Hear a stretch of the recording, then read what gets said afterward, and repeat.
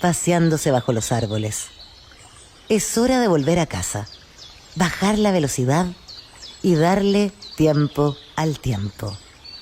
Christian Warnken nos abre la verja de su jardín para que respiremos aire puro y oxigenemos el espíritu. En Pauta, aquí comienza Desde el Jardín.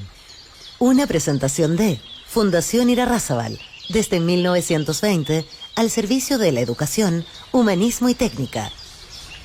Lo esencial de toda exploración será volver al propio jardín y ver las cosas por primera vez, decía el poeta T.S. Eliot. Queridos y queridas radiovidentes que nos escuchan en Antofagasta, en Temuco, Valparaíso, Viña del Mar, en Santiago, los que nos siguen a través de pauta.cl o de Spotify, los saludo afectuosamente en esta tarde de 18 de octubre del año 2022. Caramba, qué fecha. Hoy día, 18 de octubre, pero de 1955, fallecía en el número 28 de la calle de Montesquins, creo que se pronuncia así, en Madrid, el filósofo José Ortega y Gasset, que había nacido el 9 de mayo de 1883.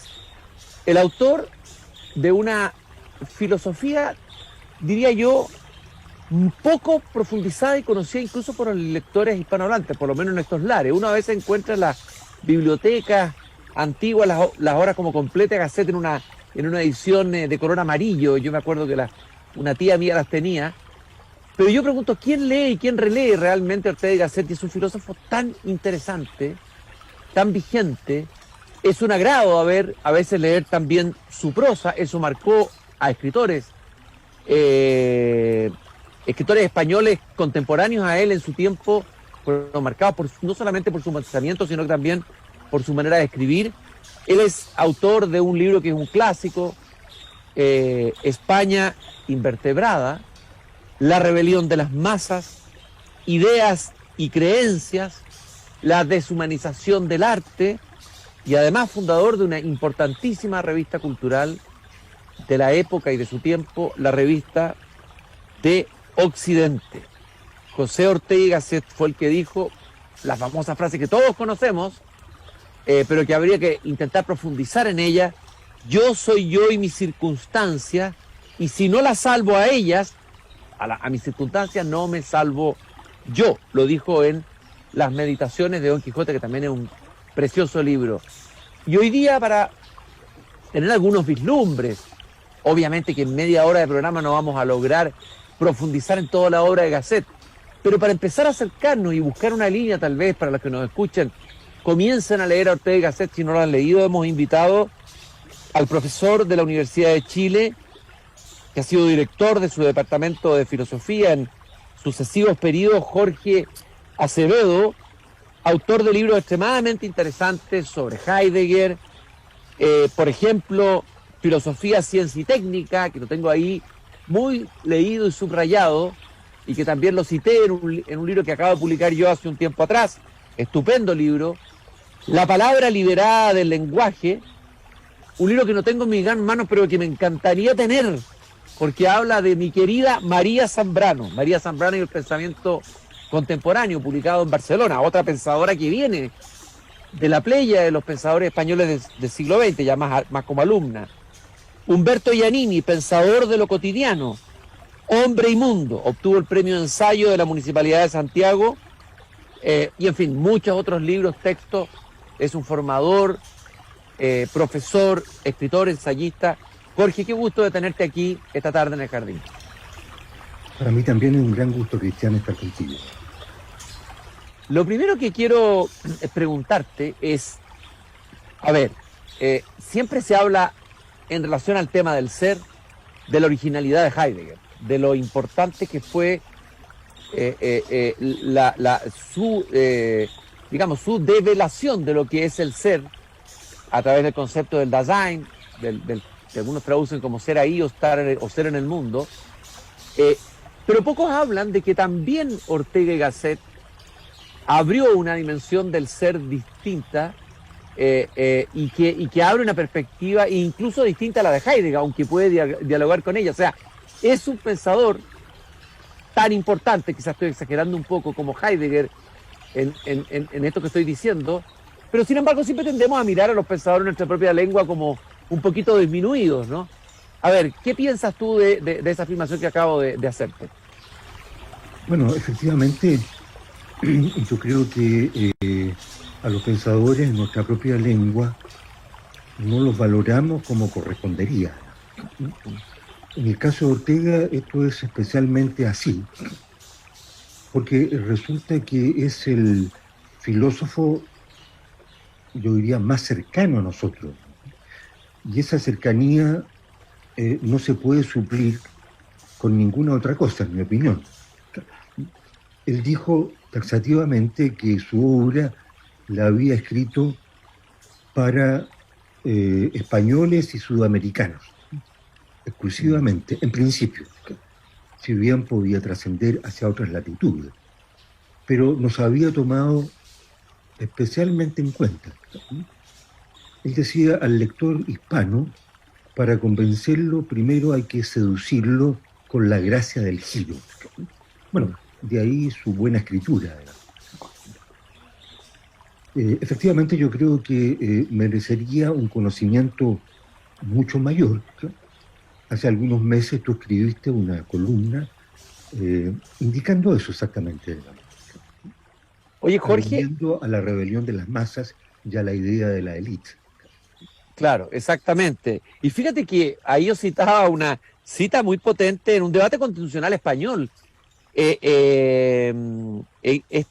Dice que esta idea tan certera, se refiere a una idea constitucional, ha sido mechada con unos cuantos cartuchos detonantes introducidos arbitrariamente por el espíritu de propaganda y de la incontinencia del utopismo.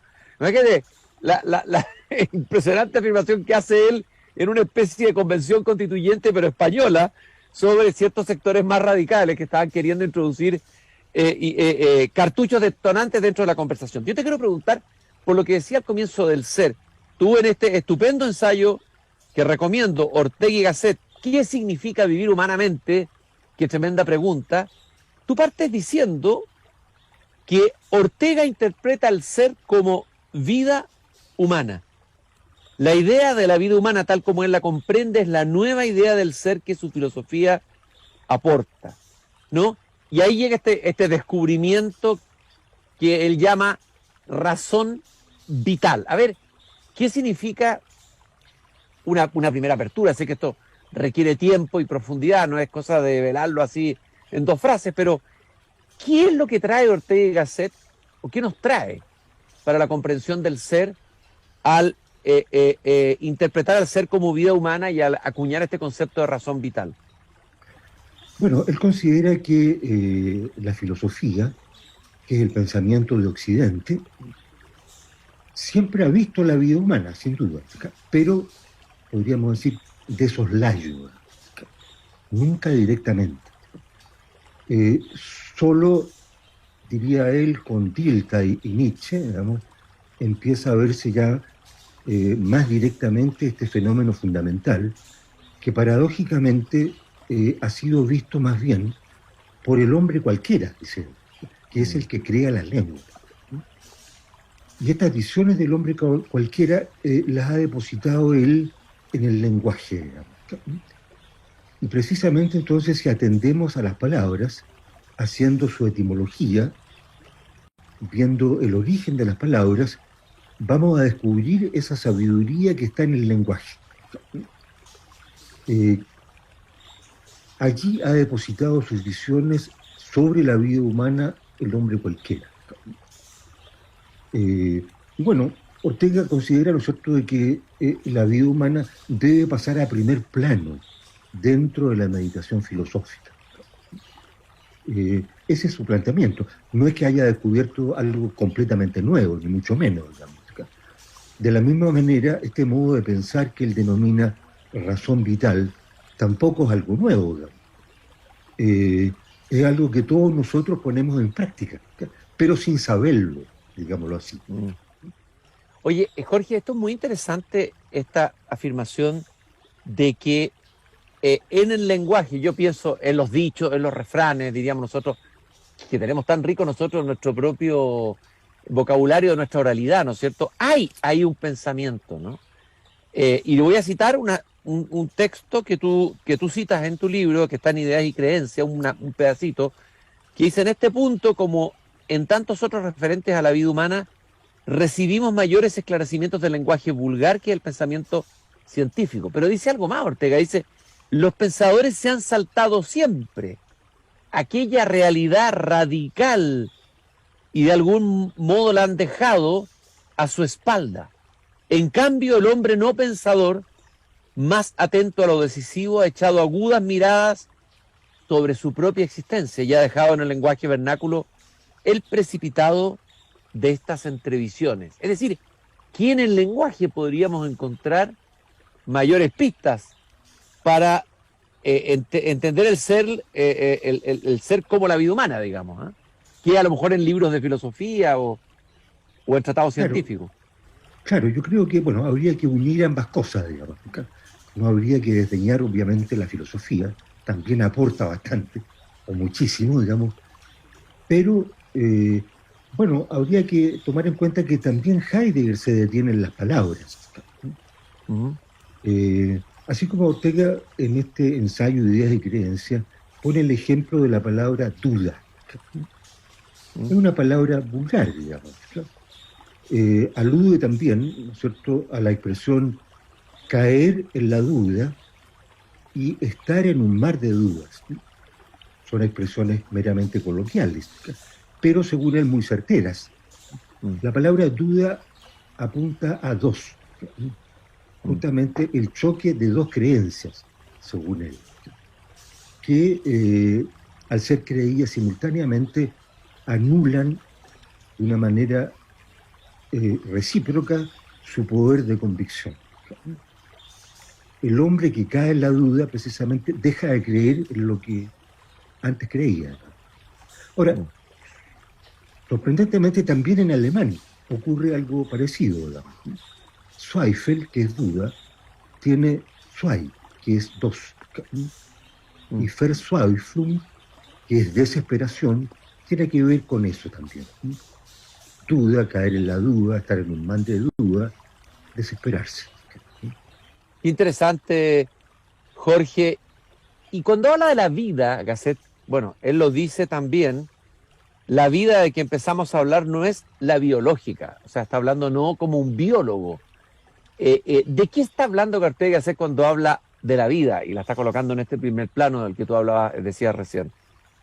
Bueno, podríamos distinguir la vida en un sentido biográfico y en un sentido zoológico. Uh-huh. Los términos griegos bios y zoé aluden precisamente a eso. Ortega habla de la vida en un sentido biográfico. Se refiere a bios y no a zoé, que es la vida en un sentido zoológico, sin que la palabra zoológico tenga ningún sentido despectivo, naturalmente, sino que alude a los mecanismos biológicos de la vida, que ciertamente están y tienen gran importancia, pero en el contexto de la vida biográfica, que es lo que él pone en primer plano. Otro elemento que encontré interesante aquí en tu libro sobre Ortega y Gasset, Jorge, es cuando Ortega y Gasset se enfrenta a la idea de ser como sustancia, que viene desde Aristóteles, ¿no? Así que ha tenido, digamos, un peso, una continuidad, esa idea muy fuerte en Occidente. Tú dices que Ortega postula otra idea de ser, y lo entiende el ser como un ser indigente, un ser menesteroso, deficiente, y que no se basta a sí mismo y que sin embargo es. Eso me pareció precioso, y me gustaría que lo profundizaras un poco, Jorge. Efectivamente, ¿no es cierto? La idea de sustancia implica un ser que se basta a sí mismo. Hay una famosa definición de Descartes que indica eso. Pero habría que preguntarse si el ser humano es sustancial en el sentido de ser algo que se basta a sí mismo. Ortega dice que no, Eh, Como tú decías, él nos indica que la vida humana es indigente, menesterosa, deficiente, que no se basta a sí misma y sin embargo es, a pesar de todo, ¿no? En otra parte, Ortega utiliza la metáfora del naufragio. Ujú. El hombre es un náufrago que nada como puede, digamos, en sus circunstancias. Él dice, bueno, naufragar no es ahogarse, ¿no? Hace esa precisión. Pero de todas maneras es algo que implica inestabilidad, falta de seguridad. En suma, va a decir él, drama. Eh, y esto, dice él, no es una metáfora. La vida es drama. Eso es muy Eh, potente, Jorge, eso es muy potente. Es decir, digamos, la dimensión dramática de la existencia, la vida como drama, ¿no? Bueno, y tú dices en tu libro aquí, el drama es viviente problema, absoluta y azorosa aventura, puro y constante peligro, trémulo y permanente riesgo, etcétera, incertidumbre insustancial, inseguridad, ¿no? Efectivamente, ahí cito unas palabras del hombre y la gente, digamos, que son efectivamente muy fuertes, ¿no? Pero que si nosotros pensamos con calma en lo que es la vida, vamos a ver que es precisamente eso. Si bien cotidianamente, si tú quieres, procuramos que eso quede latente, digamos, quede un poco oculto, digamos. Tenerlo eso muy presente, bueno, puede inquietarnos más de lo que podemos soportar. Mm. Desde luego. Y de ahí nos vamos a esta idea de la confrontación entre el yo y mi circunstancia. Y ahí podríamos tal vez entrar qué es lo que tú relevas como interesante de esta afirmación, que ya es un cliché a esta altura, se repite prácticamente como un cliché, yo soy yo y mis circunstancias. Pero estas circunstancias están confrontadas conmigo, o sea, hay un drama entre yo y mis circunstancias.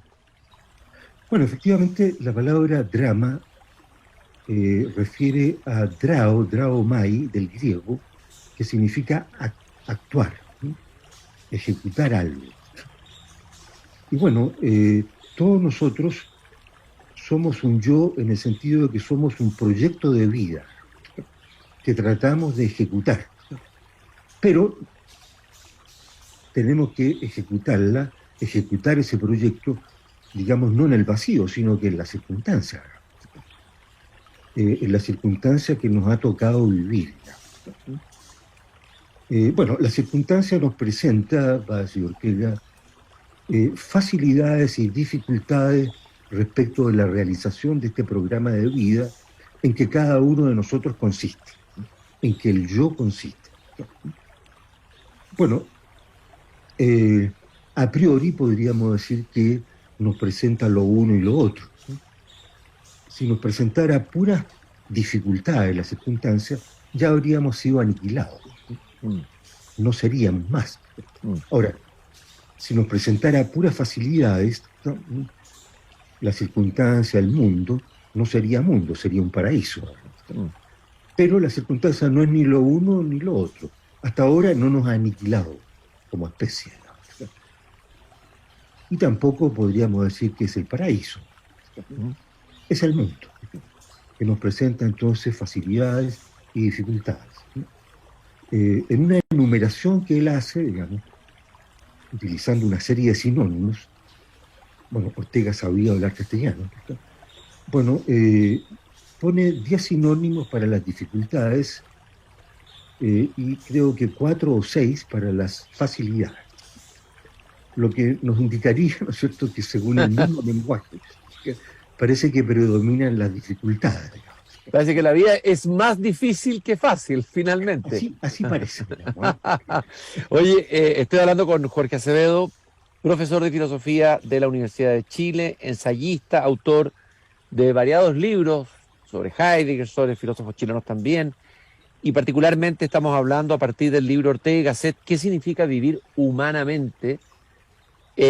Hay otro elemento que me pareció interesante en tu ensayo, en tu libro sobre Ortega, Jorge, es que de alguna Ortega, digamos, entiende o critica la subjetividad tal como la ha entendido la filosofía moderna, la había entendido la filosofía moderna. Y esto es tremendamente importante, ¿no? Una subjetividad que pareciera haber sido entendida como una entidad aislada, cerrada sobre sí misma y suficiente, o sea, una subjetividad sustancial. ¿Cómo entiende Ortega la subjetividad? Bueno, de partida, ¿no es cierto?, él prefiere hablar del yo, digamos, y este yo no entendido como una subjetividad, es decir, como una entidad aislada, autosuficiente, cerrada sobre sí misma, sino como un proyecto, digámoslo así, arrojado en el mundo. Es algo parecido a lo que entiende Heidegger. Heidegger, ¿no? Claro. Claro, por haber sido lanzado al mundo. Es una idea que también recoge Sartre. Bueno, no es que el sujeto, por ejemplo, tenga que esforzarse en llegar a tener un contacto con el mundo. Por el mero hecho de ser, ya estamos en el mundo. Dentro de la filosofía muchas veces se ha planteado el gran problema, se dice, de cómo probar la existencia del mundo exterior, partiendo de la base entonces de que tenemos acceso solo a nuestra subjetividad. Bueno, Julián María, este gran discípulo de Ortega, de una manera un poco insolente, dice, para probar la existencia del mundo exterior, basta con abrir los ojos. ¿Ya? Entonces, bueno, por lo tanto, entonces hay que ver al ser humano no como una subjetividad encerrada en sí misma, sino como alguien arrojado en el mundo, que tiene que arreglárselas con ese mundo, con esa circunstancia, con ese contorno. Si uno tuviera, yo sé que este aterrizaje puede ser un poquito forzoso, forzado, pero para quienes nos están escuchando y no crean que la filosofía, digamos, se mueve en un cierto limbo de ideas abstractas, sino que estamos hablando acá de un pensamiento además que está buscando conectarse con la vida misma, con lo que somos, ¿no? Biográficamente, existencialmente. A ver, ¿de qué nos puede servir la lectura de Ortega y Gasset a nosotros como seres humanos hoy? ¿Qué ilumina en nuestra existencia? ¿Qué crees tú que podría iluminar de nuestra existencia, de nuestro quehacer, bueno, de lo que somos, el proyecto humano que somos cada uno de nosotros? Bueno, en primer lugar yo creo que esclarece en qué consiste nuestra vida. Por ejemplo, que está compuesta de ideas y de creencias, que está compuesta de un yo y de sus circunstancias, que hay ahí una cierta pugna, digamos, el pólemos de Heráclito, en mi opinión, la lucha, digamos, ¿no? Pero no es una lucha, ¿no es cierto?, guerrera, porque, dice Ortega, la existencia más pacífica, vamos a encontrar esta lucha, digamos, aunque no se note. No es algo realmente espectacular. La vida humana, ¿no es cierto?, no acontece en esta lucha con bombos y platillos, digamos. Bueno, a veces puede acontecer así, pero eso no es lo habitual, digamos. Diríamos, la vida humana transcurre calladamente, pero hay una lucha fuerte, digamos. Es decir, creo que todos nosotros hemos experimentado que para vivir tal como queremos, tenemos que forzarnos, digamos. Oye, eso de la, es regalado al hombre. oye, eso de la lucha es muy de pensadores españoles. Pienso en Unamuno, ¿no? La agonía del cristianismo usa el concepto de agonía, de lucha, que originalmente Claro. es esto. ¿Ah? Claro, agonía no significa estar moribundo, digamos. Significa lucha, efectivamente. Así el protagonista es el que lucha en en un primer plano, digamos, el protagonista de la agonía. Efectivamente, sí. Entonces, bueno, podemos imaginarnos la vida, de acuerdo a este planteamiento, efectivamente como un trama en que hay personajes, en que hay un escenario, y en el que cada cual es el protagonista.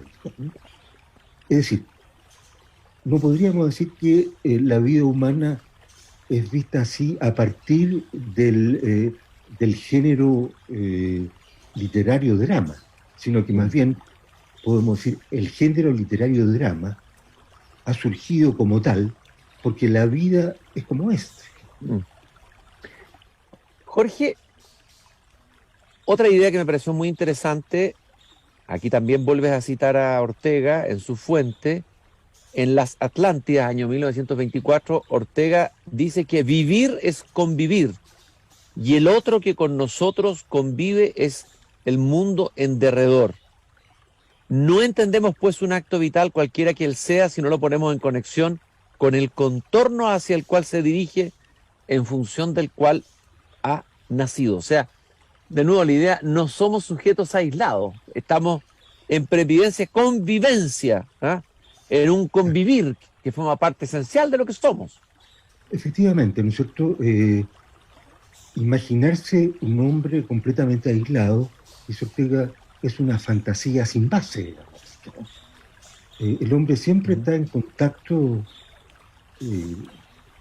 con lo otro, ya sea las cosas, ya sea los otros hombres, digamos, e inclusive con los hombres del pasado, y tal vez con los del futuro también, digamos. Hay un convivir amplísimo, y toda nuestra conducta se entiende en función de nuestro enfrentamiento con eso. Tal vez en algún momento tenemos una conducta pensando en nuestros sucesores, digamos, que de alguna manera conviven con nosotros, ¿no? También.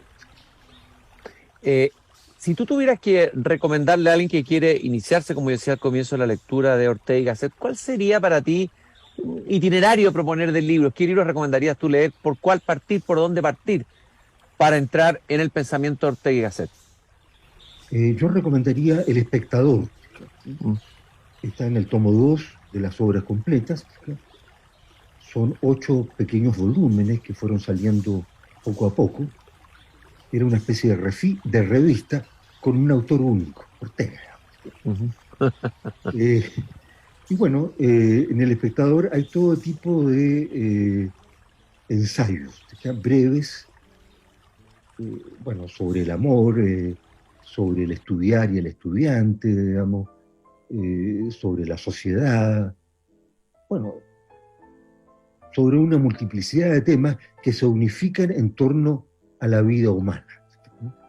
La vida humana se manifiesta de todas esas maneras. Hemos recordado en este día 18 de octubre, un 18 de octubre de 1955, en el que Ortega y Gasset fallecía en su domicilio en Madrid. Hay relatos, no sé si eran leyendas, verdad, hay discusiones de que habría besado el crucifijo, se habría convertido a último momento al catolicismo, no sé si será verdad, no sé si tendrá relevancia. Lo que es importante, tal vez sí, en esto del ser menesteroso, porque estaba pensando que ahí hay algo del concepto cristiano, ¿eh? Más que griego del hombre. ¿Eh? Eso es lo que él dice expresamente, digamos, ¿eh? Retoma la concepción cristiana de la vida frente a la concepción griega. Y estaba preguntándome también, y esto es lo último, ¿qué impacto ha tenido él en otros pensadores, pero en lengua española? Y de repente, leyendo algunos fragmentos, me saltó Jorge Millas. O sea, me di cuenta que Jorge Millas lo había leído bastante bien, no había leído algunos de sus ensayos, que habían resonancias de Ortega en Jorge Millas. ¿Piensas que es así, Jorge? Claro, Jorge Millas fue uno de los grandes lectores de Ortega. Y sus primeras obras están muy marcadas por sus lecturas de Ortega. Después giró hacia otros lados, digamos, pero de todas maneras creo que la huella de Ortega, juvenil en él, digamos, siguió toda su vida. ¿Y cuál sería para ti la actualidad de Ortega? ¿Por qué crees que podría ser un pensador actual, Ortega, hoy? Bueno, por ejemplo, si uno lee algunos fragmentos de La rebelión de las masas, para poner un caso, no sabe bien si esto fue escrito el año pasado o hace casi un siglo. La rebelión de las masas salió el año 1930, pero uno diría, bueno, esto fue escrito el año 2021. Así de actual es ese libro. Evidentemente es un libro tremendamente actual. Muchas gracias, estimado Jorge, por haberme acompañado esta tarde caminando por mi jardín, conversando sobre el pensador español José Ortega y Gasset. Jorge Acevedo Guerra, profesor de la Universidad de Chile, autor de distintos ensayos y entre otros, el que recomiendo vivamente, Ortega y Gasset, ¿qué significa vivir humanamente?, editado por la editorial universitaria. Habrá que buscarlo, vamos a ver si lo encontramos en librería o en librerías de viejo. Por ahí hay que empezar a buscar el libro. Por ahí lo encontré yo, hojeando unos canastos de libro, ahí lo encontré. Y después me lo leí. Jorge, muchas gracias por haberme acompañado esta tarde aquí en Desde el Jardín. Un gran gusto y gracias por la invitación, Cristian. Y nosotros nos encontramos mañana nuevamente aquí a las 8 de la noche cuando vuelva a abrir la verja de madera de mi jardín. Hasta mañana. Es hora de cerrar la verja de madera del jardín. Pero Christian Warnken la volverá a abrir todos los días de lunes a viernes a las 20 horas en Radio Pauta, cuando comience de nuevo Desde el Jardín. Una presentación de Fundación Irarrázaval desde 1900.